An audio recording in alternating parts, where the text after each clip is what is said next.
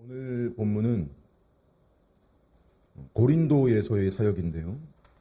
2차 선교 여행의 거의 마지막입니다. 다음 주에 이제 살펴보게 될 18장 뒷부분은 출발지인 수리아 안디옥으로 돌아가는 여정이고요. 보통 2차 선교 여행 기간을 AD 49년부터 52년까지로 봅니다. 그래서 약 2년 6개월에서 길면 3년으로 보는데 본문 11절에 보시면 고린도에서만 1년 6개월을 있었다는 겁니다. 꽤 오래 있은 거예요. 또 이 말은 무슨 말이 되는 거냐면 고린도까지 당도하는 데 걸린 기간도 1년에서 길게는 1년 6개월 걸렸다는 말이 되죠. 사실 유럽에 넘어와서만 빌립보, 데살로니가, 베레아, 그리고 아테네 이 4개 지역, 그 전까지는 길리기아 지역을 거쳐서 소아시아 지역까지 하면은 한 지역당 길어야 2, 3개월, 한 지역에 얼마 안 있거나 못 있은 거예요. 그렇게 고린도에 도착했을 때를 대략 AD 50년 경으로 추정을 합니다. 12절에 보면 갈리오가 아가야 총독되었을 때라고 나오죠. 실제 역사 기록에 나옵니다. 고린도가 속한 이 아가야 주에 갈리오라는 인물이 총독으로 부임한 기록이 AD 51년 7월 1일부터 52년 6월 30일까지로 나옵니다. 바울이 이미 한 1년 이상 정도 고린도에 머물고 있을 때 이 갈리오가 총독으로 부임해서 딱 1년을 다스린 거예요. 자, 우선 이게 오늘 본문의 시점인데요. 이게 오늘 설교 서두에서 설명드리는 게 아주 의미가 있는 게 항상 하나님의 일하심에는 쓰임 받는 사람이 있고 그 사람의 입장이라는 게 있습니다. 우리는 바울 그러면 무슨 흔들리지 않는 굉장한 믿음의 영웅이라고 그렇게 여기는 게 있는데 그냥 사람이에요. 이걸 잊지 말아야 됩니다. 훌륭한 면도 많지만 일단 사람이라는 거 기억해야 됩니다. 근데 그 사람의 입장 말고요. 또 뭐가 있냐면 그 사람을 사용하시는 하나님의 관점이 있습니다. 이게 달라요. 사람이 상태가 좋으면 하나님의 관점에 근접하다가도 상태가 안 좋으면 간격이 생깁니다. 근데 결국 격려하는 게 뭐냐면 하나님의 관점에 너가 맞추라는 거거든요. 그게 믿음이고 믿음의 선한 싸움이라고. 이게 사도 바울의 사역 전체에서 사실 드러난 모습이고 이게 이 본문을 대하고 있는 교회들과 성도들에게도 마찬가지인 현실인 겁니다. 우리 현실 이야기 좋아하는데 현실은 안 그렇다, 다르다 쉽게 말을 하는데 사실 우리 현실에서 실제로 일어나고 있는 일들을 봐야 돼요. 한 예로 바울이 고린도에서 경험한 여러 일들이 그렇겠지만 자기가 고린도에 있는 동안 갈리오라는 인물이 총독이 될 거라는 예상하지 못했던 일이에요. 다 뭐냐면 적재적소에 하나님이 손을 대시는 겁니다. 하나님의 관점이라는 게 있는 거예요. 자, 바울의 여정은 패턴이 비슷합니다. 우리가 봐왔습니다. 회당에 가서 복음 전하고 유대인들의 박해와 공격이 있고 그걸 피해서 간 게 데살로니가고 베레아였고 베레아에서 의외의 위로를 받고 열매도 보았지만 데살로니가 유대인들이 거기까지 쫓아와가지고 소동을 일으키는 바람에 결국 바울 혼자 도피하듯이 인도된 곳이 아테네였어요. 아덴에서 바울은 충격을 받습니다. 우리 지난주에 들었듯이 아테네가 어떤 도시인가 하면 이성과 철학의 발상지라는 거기서 되려 뭐가 제일 심했던 거냐면 우상 숭배가 심해도 이렇게 심한가. 무슨 말인 거냐면요. 사람의 이성은 계시가 없이는 참되신 하나님을 알 수가 없다라는 반증인 거예요. 즉 일반 계시로는 사람의 이성으로는 구원을 받을 수 없는 거고 오직 특별 계시로만 올바른 예배가 가능하다 이 말입니다. 그죠? 바울이 거기서 놀라운 변증 설교를 합니다. 회당과 시장에서 창조주요 섭리주이신 하나님과 그의 보내신 예수와 그분의 죽음과 장사되심과 부활 담대히 선포합니다. 그런데 그럼에도 다른 지역하고 사뭇 달랐던 점이 다른 데서 박해와 공격이 아무리 셌어도 결실에 대한 누가의 평가는 보통 뭐였냐면요. 많은 이들이 믿더라. 큰 믿는 무리가 생겼다. 이런 표현들이거든요. 근데 여기 아테네는요. 17장 마지막 절에 보니까 몇 사람이 믿었다. 다른 표현이에요. 분위기가. 뭐냐면 여기서는 회심의 반응보다는 그러니까 사람들이 이성적으로 접근하고 조롱하거나 한 번 더 들어보겠다라는 식의 미온적인 반응이 다수였던 겁니다. 자, 이 상태에서 지금 고린도로 향하고 있는 바울의 입장이 어떨지 상상을 해보면 일단 지금 바울은 혼자입니다. 누가도 없고요. 이미 벌써 디모데와 실라와도 분리됐습니다. 한마디로 외롭죠. 또 아테네에서의 결실도 이렇다 할 만한 게 없었던 거고 또 중요한 거 선교 자금도 거의 다 떨어지고 돈이 없어요.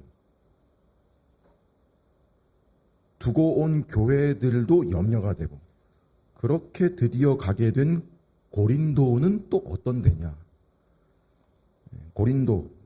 코린토스는 아테네에서 남서쪽으로 한 80km 떨어진 아가야주의 중심 도시였습니다. 섬은 아닌데 섬처럼 보이는 것이 바다 사이를 툭 튀어나온 육지를 반도라고 그러죠. 마치 우리나라와 북한을 가리켜서 한반도라고 부르듯이 그 중에서도 이 고린도가 위치한 그 섬처럼 보이는 분리된 부분을 펠로폰네소스 반도라고 그렇게 불러왔는데 BC 5세기 말에 아테네와 스파르타가 그리스의 패권을 두고 싸웠던 전쟁이 펠로폰네소스 전쟁 여기서 한 겁니다. 그 지역과 또 그리스 본토가 어떻게 연결되어 있냐면 아주 좁은 육로로 연결되어 있는 거예요. 이런 그 지형을 가리켜서 지협이라 그래요. 지협. 헬라어로 성경에 나오는 표현은 아니지만 헬라어로 이스머스 이렇게 말을 하는데 이 두 개의 육지를 연결하고 있는 좁고 잘록한 땅 이게 이스머스예요. 지협. 이 지역을 중심으로 해서 오른쪽 바다를 에게해. 다 지중해에 속한 바다인데 오른쪽을 에게해, 왼쪽을 아드리아해 이렇게 불렀어요. 그래서 이 고린도는 대대로 두 바다의 도시로 불린 도시였고요. 교역이 활발한 해상, 상업의 도시로 바닷가 근처니까 그리스 신화 나오는 신들 중에 무슨 신을 섬겼겠어요? 바다의 신. 포세이돈을 숭배했던 도시였습니다. BC 44년 줄리우스 카이사르가 이 고린도를 로마 식민지로 삼아요. 지명합니다. 콜로니아죠. 그리스 문화를 존속시키면서 로마의 신도시로 개발시킵니다. 부유했고요. 지역 부심이 굉장히 큰 도시였습니다. 이스머스, 이 지역이라는 지리적 특징 때문에 이 일대를 이스미아, 이스미안이라고도 불렀는데 고대 그리스 시대에 우리 많이 들어봤을 만한 그 유명한 스포츠 대회 중에 크게 그리스 4대 대회라고, 그 중에 올림피아체전, 올림픽이 4년에 한 번, 이게 벌써 기원전 7세기 전부터 있던 행사예요. 올림픽이죠. 그리고 대표적인 게 뭐냐면 바로 이스미안 제전이라는 거예요. 이것이 2년에 한 번 있어요. 고린도에서 개최됩니다. 거기서만. 종목이 전차 경주, 육상, 경투, 격투, 레슬링. 그레코로만이라는 레슬링 용어 있죠. 그리스와 로마 스타일의 이 방식이라는 거예요. 근데 이때는 단순 스포츠를 넘어서 다 종교적인 거였던 거예요. 그러니까 여기는 포세이돈을 기리고 숭배하는 무역의 중심지, 잘 살고 배부르고 사람이 죽어나가는 그때의 스포츠에 그 열광을 하는, 그래서 당시 고린도에 산다라고 하는 그 말은 경제 문화적으로 기본적으로 누리고 산다예요. 우월감 같은 게 배어 있는, 소위 뭐 우리 식으로 귀에 박히게 표현한다면 강남에 산다 할 때 묻어나는 허영심 같은 것이 깔린 거였습니다. 고린도에 산다가요. 물론 강남 산다고 다 그런 건 아니겠지만 그런 거 있잖아요. 좀 삶의 수준이 있고 거기 거주하고 교양이 있다라고 하면서 은근히 나는 너희들하고 사는 물이 다르다, 노는 물이 다르다라고, 격이 다르다라고 하는 어떤 차별심을 은근히 두고 있는 그런 식의 종교 중심지, 경제 중심지, 요새로 치면 월드컵이나 메이저리그나 가끔 일본에서도 한국에서 결승전 같이 열릴 때가 있긴 하지만 미국에서만 하잖아요. 올림픽, 이게 거기에서만 개최되었으니까, 고린도 그 지역 일대에서만. 여러분들 아시겠지만 축구를 좋아하는 저에게 있어서는 이게 어떤 자부심일까라는 게 약간 좀 이해가 돼요. 약간. 완전 그렇다는 건 아니고. 그러니까 기가 막힌 게, 이 사람들 또 어떤 식으로 돈을 쓰고 놀았냐면요. 그때는 라디오나 TV 같은 게 없으니까 웅변이나 연설 같은 걸 즐겼어요. 자기들이 하는 걸 즐긴 게 아니라 보는 걸 즐겼어요. 그래서 출장 웅변가들이 있었습니다. 출장 철학가들. 철학자를 불러와가지고, 돈 내고 불러와가지고 대단한 수사학 실력으로 연설하는 거 듣는 거를 즐겼대요. 허영심 같은 거예요. 뭐냐면 자기들 이웃 동네 그 지역 건너편에 있는 아테네 있잖아요. 그 아테네에 대한 어떤 비교, 우월의식, 우월의식보다는 열등감에서 비롯된 거겠지만 우월의식 같은 거예요. 이런 거죠. 우리가 뭐 돈 많다고 놀기만 하는 줄 아냐, 교양도 있다라는 그런 식의, 우리는 니들처럼 철학이 생산되는 곳은 아니지만 우리는 돈으로 철학을 소비하는 곳이다, 이런 식의. 어떤 주석가는 이런 고린도를 가리켜서 로마 제국의 허영심의 박람회장이라고도 표현을 하기도 했습니다. 근데 아무리 그래도 이런 내용들이 고린도를 설명하는 대표적인 특징은 아닙니다. 사실 고린도 사람 그러면요, 당시에 고린도스럽다라는 말이 있을 정도였던 게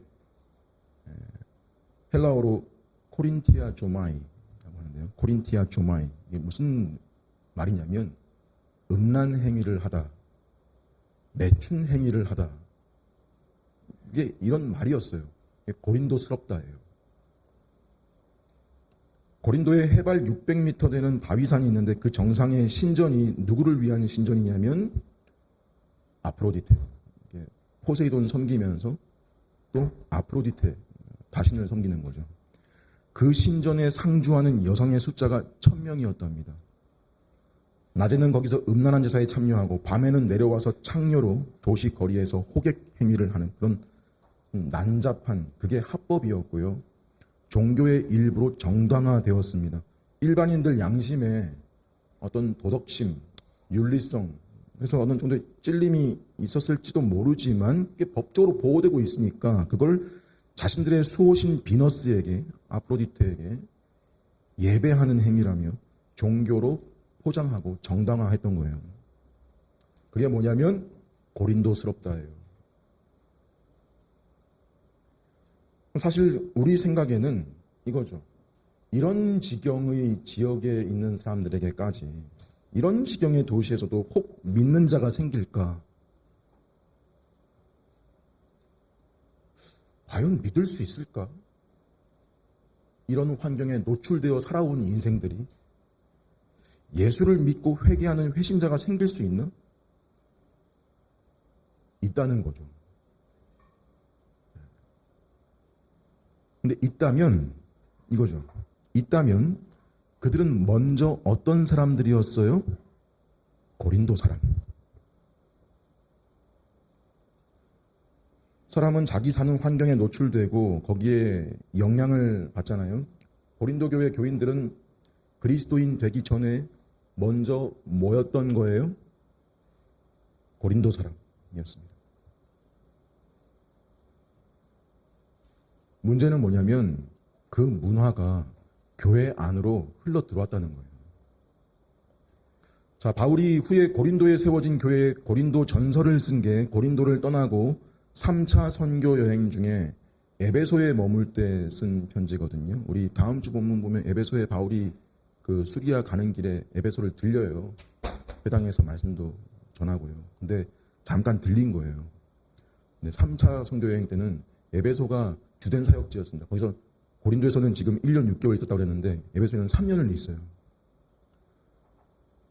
그래서 거기서 고린도 전서를 쓴 건데 지금 오늘 본문 시점 기준으로 보면 한 2, 3년 뒤에 쓴 거예요. 그러니까 그 편지에 보면 군데군데 드러나는 게 책망이 많죠. 그러면서 안타까움과 사랑의 격려로 이어지는데 고린도 전서 9장에 들어보세요.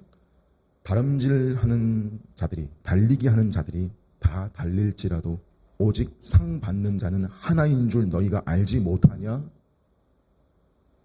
이기기를 다투는 자마다 모든 일에 절제하지 않냐? 내가 달리기를 방향 없이 하지 않고 내가 내 몸을 쳐 복종하게 함은, 뭐 이런 내용들 다 뭐냐면 당시 역사 문헌 보면 이스미안 체전이 그 바울 이 본문 시점쯤에 AD 51년 봄에 개최됐다고 나와요. AD 51년이면 바울이 고린도에 머물 때잖아요. 아마 바울이 그 대회의 광경과 분위기를 목격하고 고린도 사람들에게 그 경기에 빗대서 신앙의 태도를 독려한 것이죠. 또 고린도전서 1장에서 바울이 가장 먼저 지적한 내용이 뭐였냐면요. 파당이에요. 교회의 분열 문제인데 뭐 때문에 분열이 됐냐 하니까 나는 바울파다, 나는 아볼로파다, 나는 게바 베드로파다. 다 뭐냐면 그 기반이 허영심이에요. 허영심이 신앙의 옷을 입은 거예요. 이런 게 왜 생기냐면 결국 교회 안에서 저들과 우리는 다르다. 노는 물이 다르고 격이 다르다. 라는 차별심에 기인한 겁니다. 더 특출하다는 거예요. 그런 게 그들의 피 속에 흐르고 있는 거라는 거예요. 고린도 사람이었다고. 그래서 뭘로 싸워요? 바울 목사님한테 나는 침례받았다. 아볼로 목사님한테 나는 침례받았다. 바울이 뭐라 그래요? 나 바울이 니들 위해서 십자가에 못 박혔냐? 그리스도를 왜 나누고 있냐? 더 나아가 뭘로 잘난 체를 해요? 성령의 은사를 가지고 잘난 체를 하죠. 나는 방언을 하는데 너는 그것도 못하냐? 바울이 뭐라 그래요? 내가 천사의 말을 한다 그래도 사랑이 없으면 그게 다 무슨 소용이겠냐? 그냥 울리는 꽹과리다. 이렇게 가는 거 다 뭐냐면 이 고린도 교회 교인들 회심하고 믿은 자가 된 이후에도 그들은 자기들의 습관과 싸워야 했던 거예요. 신자가 이 속에 심지가 나약하고 믿음이 약해서 흔들리는 경우 많습니다. 그런 경우죠. 반면 또 동시에 그 중에는 정말 가만히 들어온 거짓 고백자들도 있었을 거예요, 물론. 그런 연약함과 불순함이 곳곳에서 드러난 겁니다. 한 예로 교회 안에서, 고린도 교회 안에서 어떤 일도 있었대요. 사람이 자기 계모와 수치스러운 일을 벌이는 일까지 있었다는 소리를 듣고 바울이 5장에서 뭐라 그러냐면 기가 차고 너무 안타까운 심정으로 너희 중에 심지어 음행이 있다 함을 들으니 그런 음행은 이방인 중에서도 없는 거다. 이방인도 보면 혀를 찰 만한 일이다. 교회 바깥 사람들이야 하나님이 심판하시려니와 교회 안에서 이런 자들은 너희는 내쫓으려니와. 6장에 불의한 자가 하나님 나라를 유업으로 받을 수 있겠냐? 나와요 분명히. 음행하는 자, 우상숭배자, 간음하고 탐욕하는 자, 동성애자, 도둑질, 탐욕, 술취함, 모욕하는 자, 속여 빼앗는 자는 그 유업을 받지 못하리라. 이런 내용들이요, 지금 오늘 본문 시점 기준으로 한 2, 3년 뒤에 쓴 편지글이긴 하지만 바울이 아테네에서 여기 고린도에 처음 와서 이런 환경을 실제로 딱 목격했을 때 바울의 입장은 어땠을까? 사람의 입장이 어땠을까? 고린도 하도 많이 들어왔고 알고 있어서 어느 정도 예상은 하고 왔겠지만 낙심, 충격, 그리고 두려움. 저는 분명 그랬을 거라 생각해요. 바울이요. 바울이라고 크게 다르지 않았을 겁니다. 아테네에서는 우상숭배와 철학적 교만에 충격을 받았고 이 고린도에서 마주한 이 뿌리 깊은 노골적인 상황 역시 분명 고통이고 그에게 충격이었을 겁니다. 이런 고린도에서 또 어김없이 유대인들의 공격과 박해가 있었을 거 아니에요. 유대인은 유대인대로. 아마 유대인들은 자기가 살고 있는 그 거주 지역인 고린도의 음행이나 우상숭배 같은 거 당연히 적대시하고 살아도 그 고린도의 문화, 자기 삶의 환경 아니에요. 그 문화, 또 사고방식 이런 거에는 상당히 노출되어 있던 거예요. 유대인이라 할지라도. 그게 디아스포라 유대인들의 특징이기도 하고요. 이런 유대인들을 계속 그는 상대해야 되고 또다시 말씀드리지만 여전히 혼자하고 선교 자금도 돈도 없고 사역에 지친 상황입니다. 근데 또 의외인 게 이거죠. 도대체 이런 데서 어떻게 1년 6개월을 있었냐. 2차 선교 여행 중에 제일 길게 있었어요. 여기서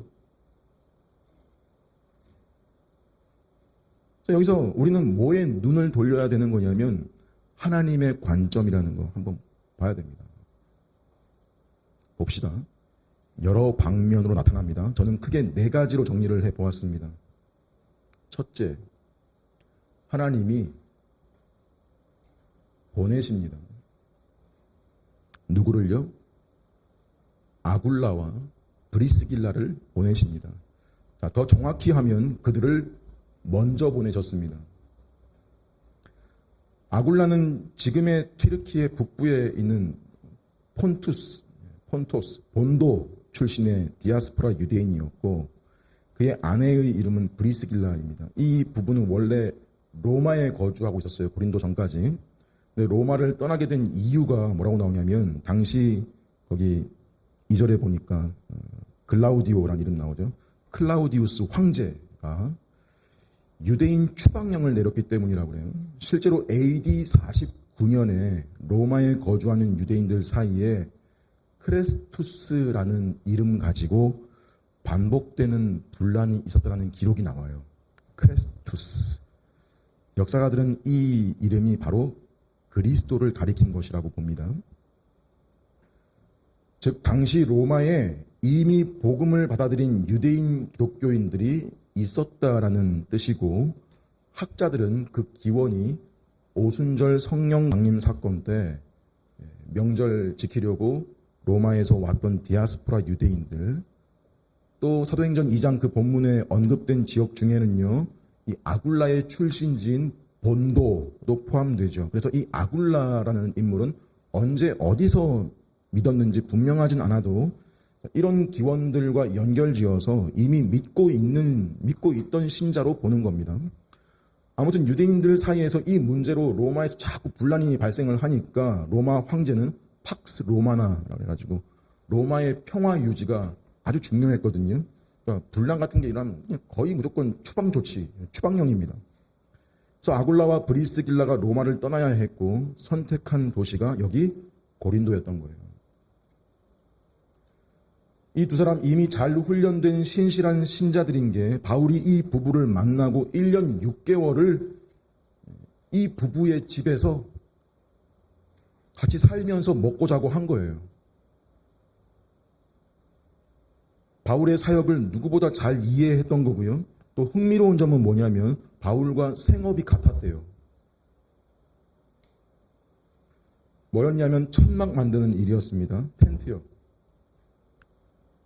뭐냐면 바울이 고린도에 와서 선교 자금 없으니까 일할 곳을 찾았을 거고 마침 고린도에 정착해서 사업을 하고 있는 시작한 아굴라 부부와 업이 같으니까 연결이 된 거죠. 결국 여러분 서로 다른 지역에서 다른 사건이 진행되다가 하나님의 시간표 안에서 고린도에서 정확하게 교차가 되는 거예요. 한 가지 궁금한 것이 어떻게 바울이 천막 만드는 기술을 가지게 된 거였을까? 또 왜 하필 천막일까? 생계를 위해서 어디서 어쩔 수 없이 급하게 배웠나? 저는 이 전통이 참 괜찮다고 생각하는 게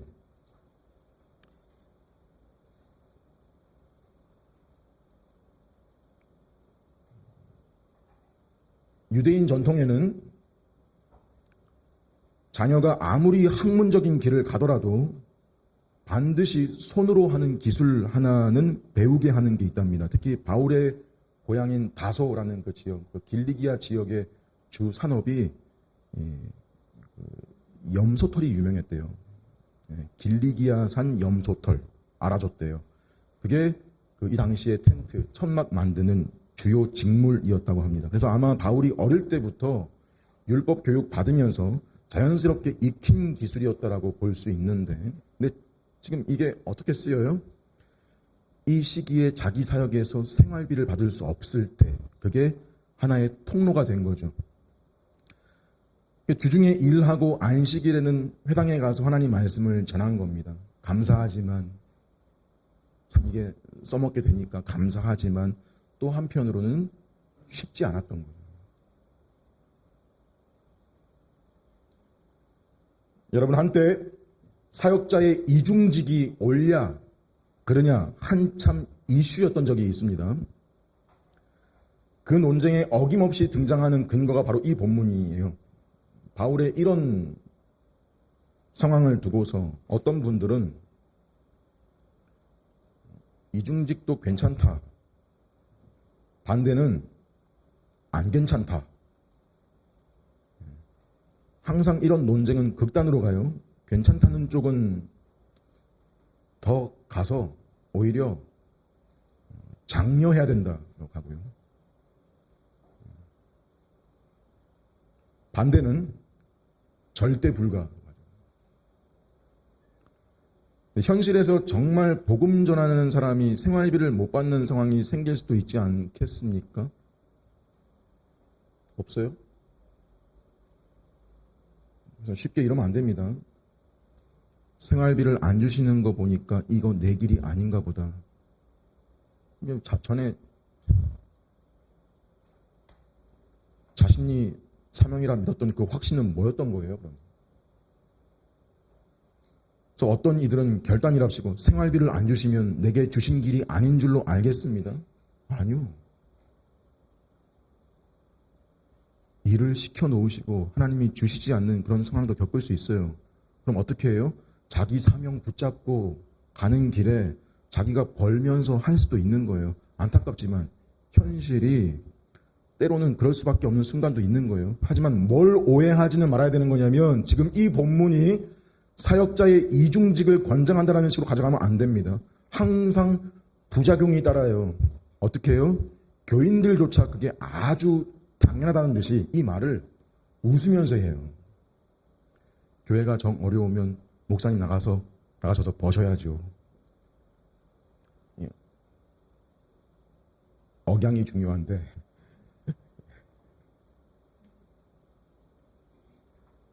더 심한 데는 교회의 유급 직원을 없애버리죠. 그래서 직분을 없애는 교회도 실제로 있어요. 그 문제로 알아야 됩니다. 지금 여기 바울은 특별한 상황이에요. 바울도 사실 자기가 생활비를 받아야 마땅하다고 말해요. 뭐래요? 고린도전서 9장에 보면 몇 부분을 제가 표준세번역 근거해서 읽어드리겠습니다. 들어보세요. 우리가 먹고 마실 권리가 없습니까? 우리가 다른 사도들이나 주님의 동생들이나 게바처럼 아내를 데리고 다닐 권리가 없겠습니까? 생계를 위해 일하지 않아도 되는 권리가 우리에게만 없는 겁니까? 도대체 자기 비용으로 군 복무를 하는 사람이 어디 있습니까? 포도원을 가꾸는 사람이 그 열매를 먹는 거고 양을 치는 사람이 그 양의 젖을 먹지 않습니까? 내가 지금 관례를 따라 이런 말씀 드리는 게 아닙니다. 율법에도 이런 말이 있지 않습니까?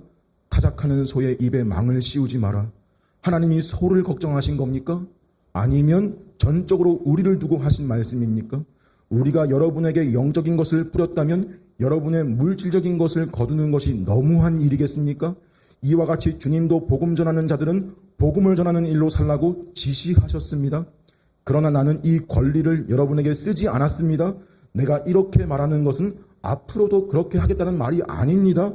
이렇게 한 것은 어떻게 해서든지 몇 사람이라도 구원하려는 것입니다. 바울이 정말 고린도에서 왜 그랬을까? 고린도에서 내가 돈을 받고 사역하면 어떻게 되기 쉽겠어요? 어디 출장 나가서 웅변하고 연설회에서 돈 받는 철학자들하고 똑같이 보이기 쉽지 않겠어요? 사람들 즐겁게 하고 그 대가로 돈을 받는 사람처럼 비춰지거나 복음이 그런 돈을 내고 듣는 오락의 한 범주로 취급되지 않겠어요? 원치 않았죠. 혹여나 자기가 탐욕이나 불의한 이익을 위해서 복음을 전한다고 생각하는 거 원치 않았던 거죠.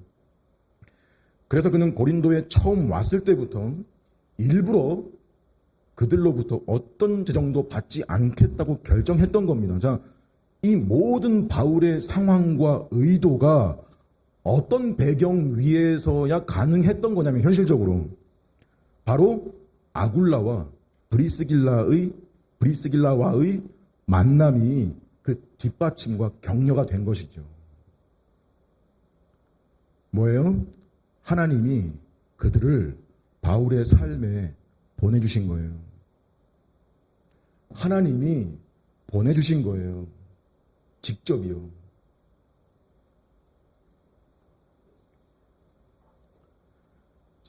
더 놀라운 게 있어요. 마침 이런 와중에 또 누구를 그 타이밍에 만나게 보내주신 거냐면 5절에 실라와 디모데가 마게도냐로부터 내려왔답니다. 드디어 이 셋이 고린도에서 다시 재회한 거죠. 바울의 외로움이 크게 해소가 됐겠죠. 근데 단지 그 재회의 기쁨을 말하려고 하는 게 아니라 그 뒤에 눈여겨봐야 될 중요한 말이 뭐냐면 이 둘이 와가지고 바울이 하나님의 말씀에 붙잡혀 바울이 하나님의 말씀에 붙잡혀 뒤에 증언했다라고 나옵니다. 무슨 말인가 하면 이 말은 하나님 말씀에 붙잡혀 즉 바울이 더 이상 천막 만드는 일에 매이지 않아도 되었음을 의미하는 표현이에요. 그러니까 바울이 고린도에서 천막업을 계속한 게 아니에요.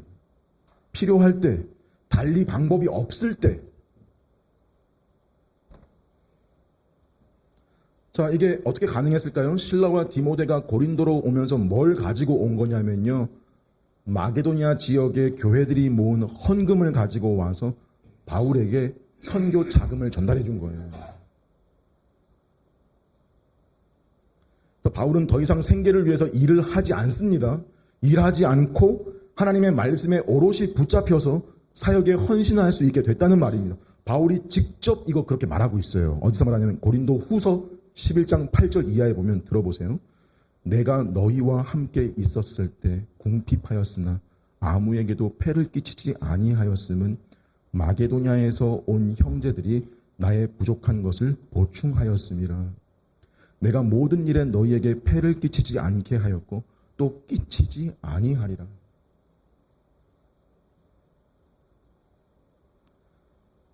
자, 하나님의 관점, 첫째는 하나님이 보내신다였고, 이어서 둘째, 열매를 보게 하십니다. 바울이 본격적으로 회당에서 복음을 전하는데 역시나 유대인들의 반응이 6절 대적하고 비방했다인데요. 이 표현은 단지 반대했다라는 정도의 말이 아니고 이거예요.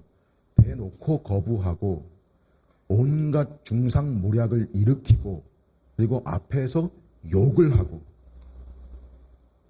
결국 쉽게 무슨 말이냐면 더 이상 회당에서는 말씀을 전할 수 없는 상황까지 갔다는 말입니다. 자, 이에 바울이 어떻게 해요? 옷을 털면서 너희 피가 너희 머리로 돌아갈 것이다. 나는 깨끗하다. 이건 유대인들이 다 아는 행동과 말입니다. 뭐냐면 유대인이 이방인 지역에서 나올 때, 이방인 지역을 지나갔거나 어쩔 수 없이 들어도 나오거나 할 때 그 땅에서 내 몸에 묻은 먼지조차도 부정하다라고 여겨가지고 신발이나 옷을 털죠.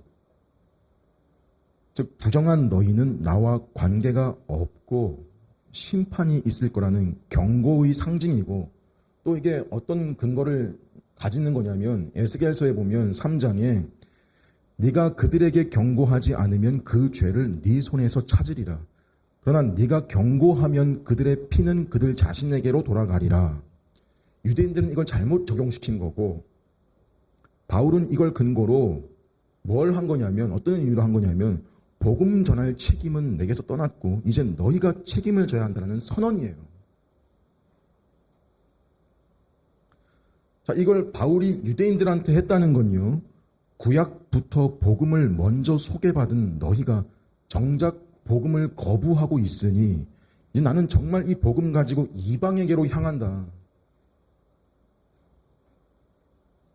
그러니까 단지 화가 치밀어 올라서 감정적인 발언을 쏟아내뱉은 그런 상황이 아니라 어떤 말씀을 근거한 선언 같은 거예요. 자, 바울이 말은 이렇게 했지만 상황은 어떤 상황인 거냐면요, 이제 여기 고린도의 회당에서 설교하기는 글렀다.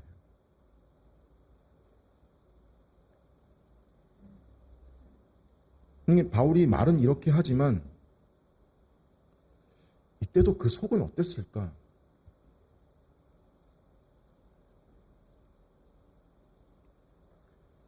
아픔과 안타까움과 또 낙심이 아니었을까? 더 나아가 두려움 아니었을까? 막 앞에다 대고 욕을 하고 거부하고. 그러니까 성경 볼 때 우리가 주의할 것은요, 바울이 브리스길라와 아굴라를 만나고 디모데와 실라가 다시 합류하고 오면서 선교 자금을 헌금을 가져오고 이런 물질로 채워지는 위로, 이런 위로들을 경험했다고, 그 이후에는 만사 형통이고 신앙도 흔들릴 일이 없고 내용 스토리 전개가 그런 게 아니란 말이에요. 위기나 위협은 계속 되는 거예요. 반복되고 있는 거잖아요. 그래서 아무리 훌륭한 사람이라 할지라도 그 반복에 자꾸 노출되면 아무리 바울이라 그래도 힘들기 마련인 겁니다. 바울이 계속 두려웠다, 무서웠다, 지금 제가 계속 이렇게 반복을 하니까 너무 과소평가 아니냐. 아니요. 사실 이것도 바울이 직접 회상하고 한 말이에요. 고린도전서 2장 3절에 이렇게 바울이 말합니다. 고린도 교인들한테 내가 너희 가운데 거할 때에 약하고 두려워하고 심히 떨어노라. 이게 그냥 바울이 고린도에서 사역했을 때 바울 속에서 내내 공존했던 정서였다라고 보면 돼요. 자, 근데 이런 와중에 하나님의 관점은 뭐예요? 바울이 옷을 털고 그렇게 저주의 선언의 경고 발언을 할 때 그 자리에 있던 한 사람, 이방인 경외자 가운데 디도 유스도라는 사람이 바울에게 말을 하는 거예요. 제 집을 당신의 설교와 가르침의 사역의 장소로 사용하셔도 됩니다. 제 집을 쓰세요.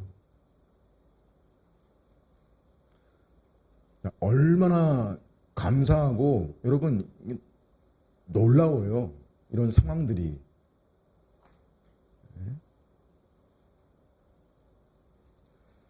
네, 여러분 더 놀라운 게 뭔지 아세요? 그 디도 유스도의 집이 어디였을까요? 위치가 회당 바로 옆이었습니다. 회당 바로 옆 건물. 방금 전 회당에서 거절했던 유대인들이 앞으로 이제 회당 올 때마다 그 집 지나면서 바울이 저기서 아직 가르치고 있겠네. 둘 중 하나겠죠. 저거 어떻게 처리하지? 또 하나는 다시 한번 들어볼까? 자, 어떤 면에선 옷에 먼지 털고 이제 끝이라 그랬어도 뭐예요? 한 번 더 기회가 주어진 것 같은. 실제로 누군가가 두 번째 기회를 붙잡은 게 그게 누구냐면 그 회당의 회당장 그리스보 8절입니다. 회당장 그리스보와 그의 가족이 바울의 설교를 들으러 회당장이 회당에 안 가고 회당 옆집에 가서 말씀 듣고 회심하고 침례를 받아요.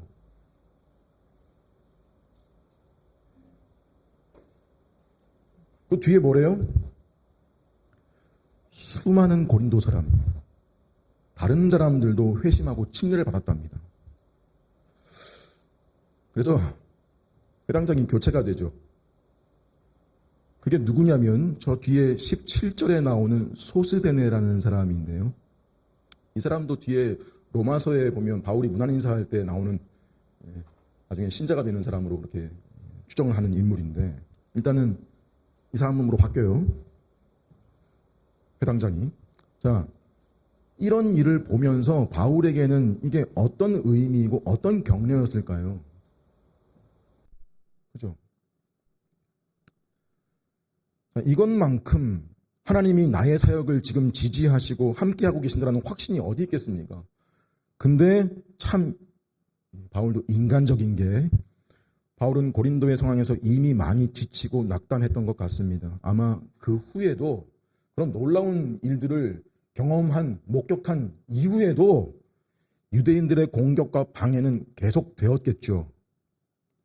자, 이게 하나님의 관점 세 번째와 관계가 되는데요. 어떻게 하세요? 셋째, 주님이 직접 위로하시고 격려하십니다.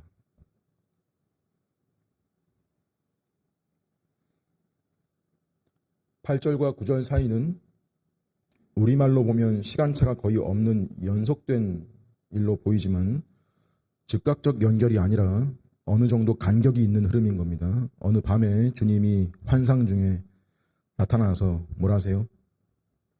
두려워하지 마라. 왜 이렇게 말씀하신 걸까요? 바울이 두려워하고 있으니까요. 바울이 대체 뭘 두려워했을까? 이거예요. 이 고린도에서 이 사람들한테 계속 복음을 전하고 말해야 되는 그 자체가 두려웠던 거예요. 어떻게 알아요? 주님 뒤에 뭘 하세요? 두려워하지 말고 계속 말해라. 침묵하지 마라. 바울이 어느 정도 힘들었던 거냐면 그냥 두고 떠나버릴까? 더 이상 여기 있고 싶지 않다. 너무 지쳤다. 내가 계속 말하면 무슨 일이 벌어질지 두렵다. 그런 지경까지 간 상태였던 거예요.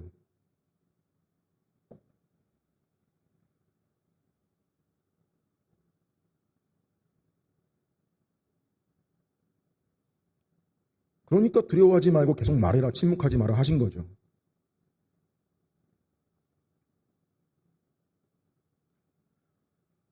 또 내가 너와 함께 있으니 아무도 너를 해치거나 해를 입히지 못할 것이다. 이 말 하신 이유는 또 뭘까요? 바울이 공격을 받다가 또 맞는 게 싫은 거예요. 두들겨 맞는, 구타당하는 게 두려웠던 겁니다. 바울은 여러분 두려워했습니다. 뭐 빌립보 감옥에서 찬송했다는 게 그 고통 자체가 기뻐가지고 찬송했다는 게 아니고, 그렇게 생각하면 안 됩니다. 이런 고통을 주세요, 고난을 주세요, 나를 힘들게 만들어 주세요, 그런 복음의 요구가 변태적인 게 아니에요. 그런 식으로.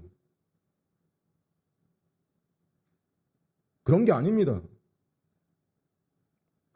맞고 또 맞고, 이 인간이 두려워서 이 두려움이라도 극복하면서까지 내가 지켜질 신앙이 있는 거지만 이 자체는 두려운 거란 말이에요. 온몸이 멍과 상처에 지워지지도 않고 생명의 위협을 당하는 그 상황을 다시 겪고 싶지 않은 거예요. 두렵습니다. 뭘 하세요? 내가 너와 함께 있다. 적어도 여기 고린도에서는 아무도 이제 너를 공격하거나 해롭게 할 자가 없을 거다. 주님이 환상 중에 나타나 분명히 말씀하시는 거예요. 그리고 주님이 이어서 또 다른 격려를 더 하시는 말씀이 뭐인 거냐면, 이 성 중에 내 백성이 많음이라.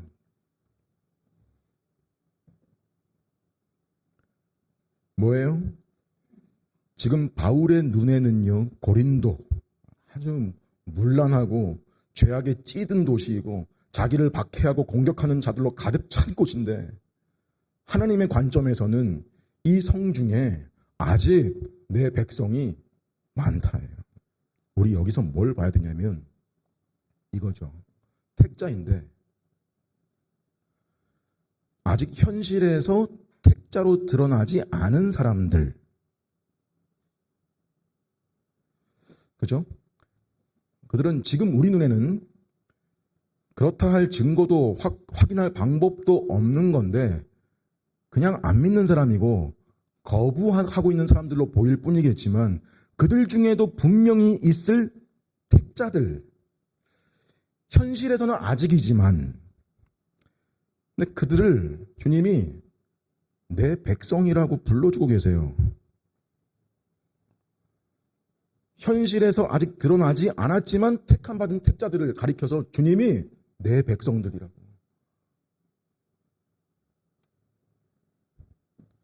아직 현실에서는 아니지만 뭐예요? 섭리적인 측면과 영원의 관점에서요.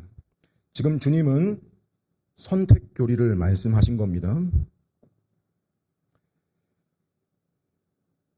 영원 전에 아버지께서 택하시고 아들에게 주시기로 한 백성이 있습니다. 그분은 그들을 위해 구속을 이루셨고, 그래서 주님은 택함 받았으나 아직 회심하지 않은 상태에 있는 그들도 자신의 백성으로 여기십니다. 그는 그들을 반드시 구원하셔야 되고 구원하실 것이며, 그 구원은 바울의 복음 전파를 통해서 이루어집니다. 바울은 이 교리를 확실히 경험적으로 배우는 중인 거예요. 어떻게 해요? 1년 6개월을 고린도에 머물면서 더 확실히 깨달은 겁니다.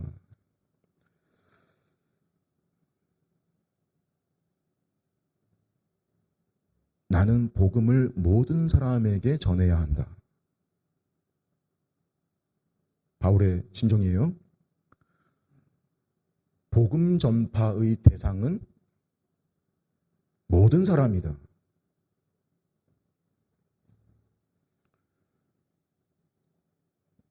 모든 사람의 구원, 만인 구원을 말하는 게 아니라요. 복음 전파의 대상, 모든 사람이다. 내가 차별하고 거르는 거 아니다. 왜요? 누가 택자인지 우린 모르니까요. 모르는 거니까요. 이런 구정물 속에도 아직 택한 내 백성이 있다 하시잖아요. 자, 바울은 주님의 방금 이 말을 듣고 이렇게 반응하지 않습니다. 내가 굳이 전하지 않아도 그럼 택했다는 건 택한 자는 어떻게든 구원받을 텐데 내 전도가 무슨 의미가 있나 생각이 그렇게 흘러가지 않아요. 그렇게 안 흘러가요. 오히려 어떻게 가요? 나는 인내하겠다. 나는 비록 수모를 당하고 억울하고 육체적인 고통과 불편이 있어도 나는 이 일을 계속하겠다. 왜냐하면 주께서 나를 통해 그 택하신 백성들을 모으실 것이기 때문이다. 이게 맞죠. 그래서 여러분, 선택교리는 결코 선교나 전도의 걸림돌이 아닙니다. 될 수 없어요. 아니에요. 오히려 하나님의 이 선택이야말로 전도와 설교의 유일한 기반이고 목표입니다. 하나님이 택한 백성이 있다는 사실이야말로 내가 복음을 전할 이유이고 소망인 거예요.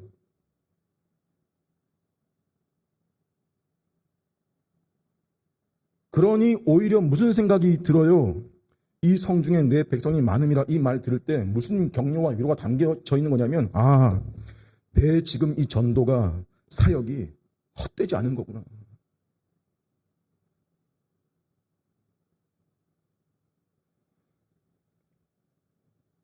심지어 누구한테도 고린도의 음행자들, 창녀, 동성애자, 강도, 사기꾼들, 심지어 이런 종류 부류의 사람들한테도 다 이게 지금 바울의 현실 대상들이에요. 근데 우리는 보통 예시가 이렇게 흘러가면 극단적이면 잘 안 와닿죠.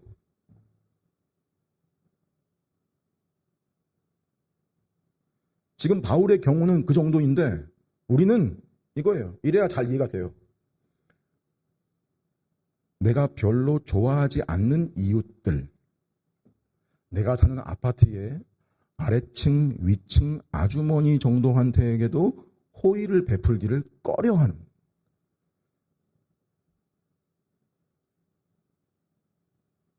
엘리베이터에서 마주치기를 싫어할 수도 있습니다. 뭐 때문인지 몰라도 괜히 껄끄러운. 제가 지금 여러분께 무조건 저주라는 말씀을 드리는 게 아닙니다. 다만 교양 있게, 품위 있게 하자는 겁니다. 우리 이 말 무슨 말인지 배웠죠? 교양 있게, 품위 있게 하자. 나한테 무례하게 했다. 나의 기분을 상하게 했다. 어떤 포인트에 나를 언짢게 했다. 나도 똑같이 하고 해주고 눈 흘기고 꽁 하면 여러분 우리가 가진 복음에 무슨 매력이 있어요? 뭐 특별할 게 있어요 거기 복음에?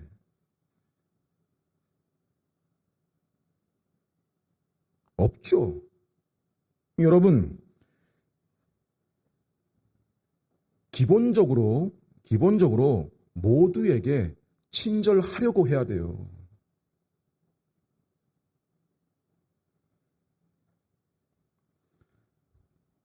그게 맞아요. 왜요? 우리는 언제든 복음을 전해도, 내가 가졌다는 복음을 전해도 이상하지 않을 관계로 살아야 하기 때문입니다. 여러분이 복음을 소유한 자로 드러났을 때 여러분을 비웃지 않을 관계성을 유지해라는 거죠.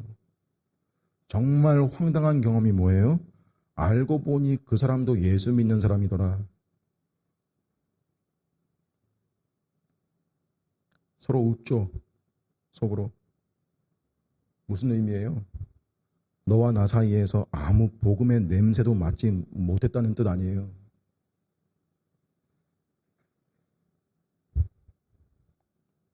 여러분 생각해 봐야 됩니다. 그래서 우리가 너무 우리만 즐거워하고 우리만 이렇게 좋으면 됐다라는 식으로 신앙생활을 하는 건 아닐까? 사실 그건요, 내가 복음을 받을 만한 사람과 그렇지 않은 사람을 내가 거르고 있는 걸지도 몰라요.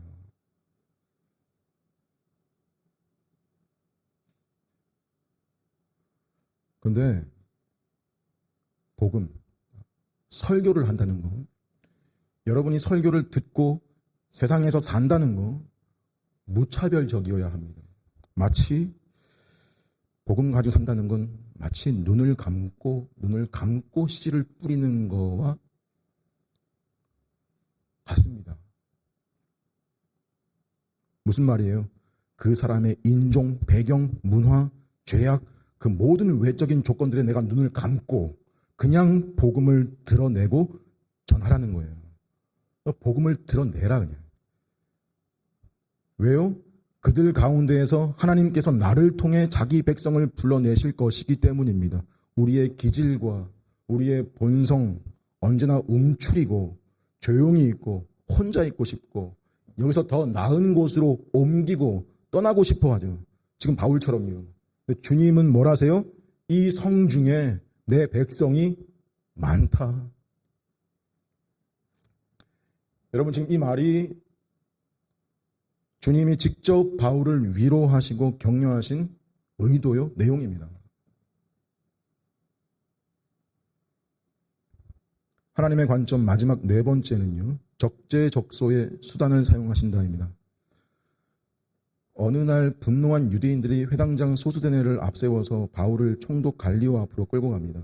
고소 내용이 뭐냐면 13절 보니까 이 사람이 율법을 어기면서 하나님을 경외하라고 사람들을 권한다는 건데, 이 의도는요, 우리 유대교는 로마의 승인을 받은 합법 종교인데 이 사람이 지금 기존 유대교와 분리되는 새로운 종교, 즉 공인되지 않은 불법 종교를 세우고 있다. 그러니까 이단으로 낙인 찍고 로마 법을 동시에 어기는 위반자로 몰아가는 계략인 겁니다. 자연히 피고인 바울에게도 변호할 기회가 주어질 겁니다. 그럼 바울은 뭘 말하면 될까요? 갈리오여, 증인들이여, 나는 새로운 종교를 가르치는 게 아니다. 오히려 저 유대인들이 따르는 구약을 바르게 가르치는 거일 뿐이다. 내가 전하는 나사렛 예수는 유대교와 단절된 게 아니라 오히려 연속성 위에 완성하는 이이다. 저들이 모르고 있을 뿐이다. 자, 만약 이 말이 안 먹히면 카드 꺼내면 돼요. 나는 로마 시민이다. 자, 이렇게까지 법적 보호를 요청할 수도 있겠죠. 그런데 놀랍게도 바울이 입을 떼기도 전에 갈리오가 끼어들어서 이 소송을 단칼에 기각합니다. 뭐예요? 주님이 약속을 얼마나 정확하게 지키시는지 보여주시는 장면이라고 생각해요, 저는. 너를 해칠 자가 없다. 말하기도 전에 끼어들어서 말을 해요. 뭐라고요? 만일 이게 부정이나 불량한 일이면 들어주겠는데 니들 종교 내부 문제면 너희가 스스로 해결해라. 총독이 뭐 이런 것까지 재판을 하냐 하면서 저것들 쫓아내라라는 거죠. 뭐예요? 뭐 되도 않는 문제로 시간 낭비를 시키냐, 열받게 이거예요. 이게 호응이라도 하듯이 이 갈리오의 이 선언과 이 모습을 지켜보던 그 법정의 경비병들과 군중들이 안 그래도 반유대 정서가 팽배한 터에 그 자리에서 유대인들의 대표인 소스데네를 마구 구타를 합니다. 갈리오는 그냥 지켜봐요. 무시를 합니다. 유대인들이 공개적으로 수치를 당한 거예요. 자, 이게 지켜보던 바울의 입장에서는 단지 사이다 같은 상황, 속이 시원하고 후련해지는 그런 상황이 아니라 더 큰 게 뭐냐면, 여기서 보라는 게 앞으로 이 고린도에서는 하나의 선례가 된 거예요. 어떻게 해요? 앞으로 아가야 지방에서 기독교는 유대교의 한 분파로 인식돼서 유대교가 고발을 해도 내부 문제라는 거죠. 불법 종교가 아닌 거죠. 여러분, 하나님이 이렇게 자기 백성을 위로하고 격려하는 방식은 이리도 오묘합니다. 우리 상황이 불신의 권력으로 둘러싸인 것처럼 보여도 이 모든 것이 하나님께서 쓰시는 도구라는 사실을 기억합시다. 갈리오가 그냥 진심으로 짜증나고 귀찮아서 기각한 판결은 단순한 행정적 판단이 아니고 또 바울 한 사람을 살린 일이 아니라 고린도 교회의 생존이 걸린 하나님의 섭리적 도구였던, 수단이었던 것입니다. 오늘 이 말씀에서 우리가 위로와 격려를 얻기를 원합니다. 부수적인 주제, 사역자의 이중직이나 또 선택과 전도에 대한 내용도 있었지만 핵심은 이것입니다. 현실에서 늘 우리의 시각과 우리의 입장이 있는데 항상 여러분 그보다 높이 있는, 위에 있는 하나님의 관점이 있다는 거 명심하고 거기에 우리의 눈과 믿음을 맞추려고 합시다. 우리 눈에는 좋지 않게 보일 수 있습니다. 현 상황이 별로 복도 아닌 것 같고 오히려 괴롭고 이 상황에 여기를 떠났으면 하는 그런 상황일 수도 있습니다. 하지만 하나님의 관점은 여러분 항상 더 크고 위대합니다. 하나님은 우리를 위해서 사람을 보내시는 분이시고 결실을 보게 하는 분이시고 그 일의 의미를 깨닫게 하시는 분이시고 적재적소의 모든 것들을 수단으로 삼으시는 분이십니다. 여러분, 우리 주님은 이 모든 것들을 통해서 우리에게 직접 위로하시고 직접 격려하고 계시는 겁니다. 이걸 알아야 됩니다.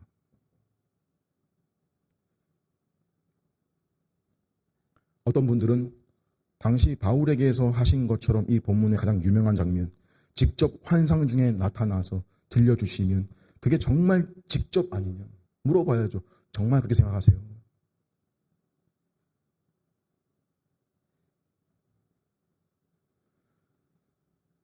사실 이 본문에서처럼 만약 오늘날 저가 무슨 환상으로 예수님을 만난다라고 한다면 솔직히 저는 진짜 예수님이실까 의심할 거예요.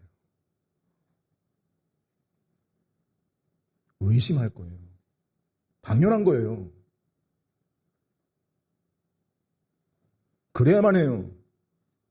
왜요? 우리에겐 이미 성경에서 오는 위로와 격려가 충분한 것이기 때문입니다. 믿음은 정말 그렇다고 믿는 믿음입니다. 66권 성경이 하나님의 충분한 계시라고 믿는 믿음이에요.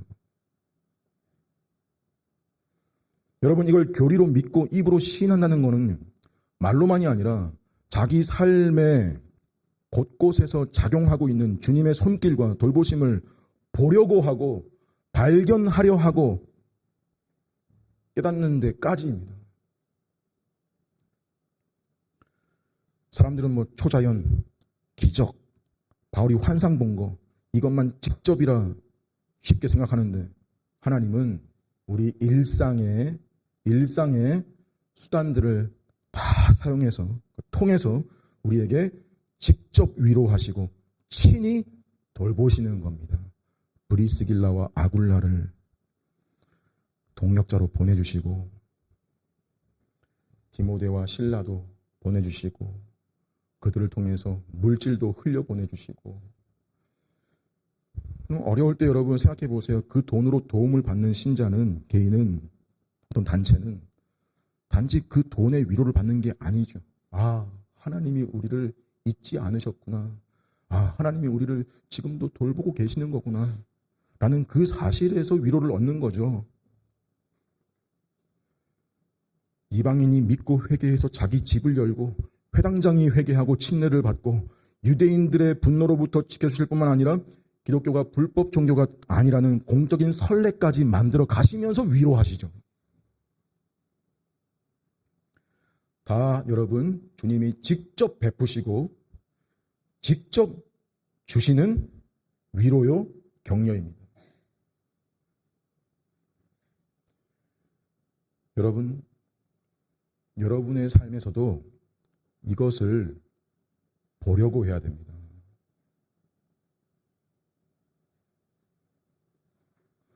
말씀과 섭리 속에서 주님이 주시는 위로와 격려를 보려고 해야 됩니다.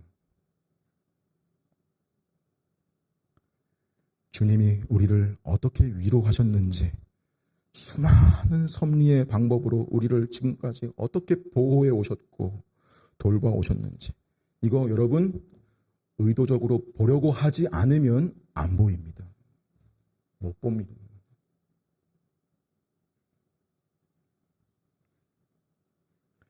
내 가족, 이웃들, 여러 상황들, 내가 현재 소속되고 예배드리고 있는 이 교회, 지체들과의 따뜻한 교제, 이 모든 것들을 통해서 지금 하나님이, 주님이 우리를 돌보고 계시는 중이시라는 그 사실을 여러분 실제로 믿고 감사하십시오. 그리고 감사만 하지 마시고 왜 나한테 이런 위로와 격려를 주시는 것인가를 아십시오. 여러분의 처한 상황 중에 낙심하지 말고 지금 거기서 복음을 드러내고 전하는 삶을 살라고입니다.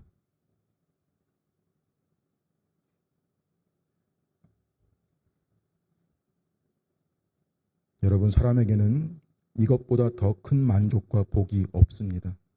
하나님의 눈이 교회를 향하고 있고 성도를 향하고 있다는 것을 믿으며 주어진 삶을 다 살아가시기를 바랍니다.